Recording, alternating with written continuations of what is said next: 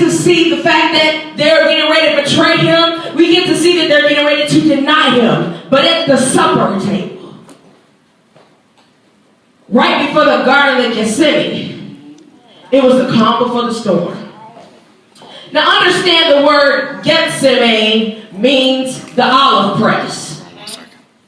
When Jesus Christ went to the Garden of Gethsemane, he went to the olive press. This word olive press inside of the Greek means when you stack up olives and you send them on the conveyor belt and you smash them down with the compressor. So this is the very thing that happened to Jesus. He was lined up inside of the garden and he was smashed. Let's begin to take a look. I'll even start at 22 and 36. And he said unto them, by now he that had a purse, let him take it, and likewise a wallet. And he hath none, let him sell his cloak and buy a sword. For I say unto you that this is which is written must be fulfilled in me. And was reckoned with transgressors, for that which concerning me hath fulfillment. And they said, Lord, behold, here are 2 swords. And he said unto them, it is enough.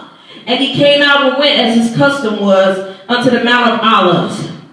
And the disciples followed him. Pause right there. Now the disciples had a whole 3-year period since Jesus was 29 years old to begin to follow him around and to receive training from Jesus.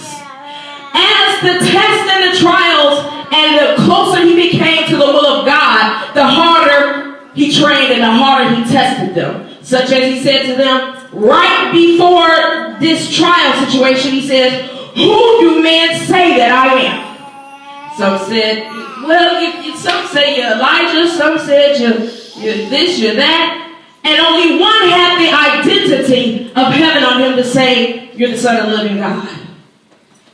Now, if you follow someone around for 3 years, you would think that that's a betraying thought process, that they did not know who he was.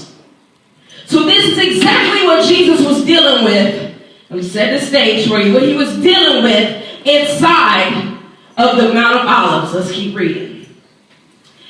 And when he was at the place, he said unto them, pray ye that you enter not into temptation.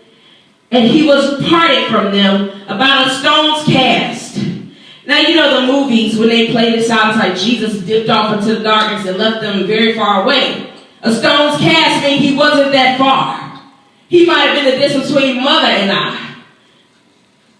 And he's telling them, don't go to sleep.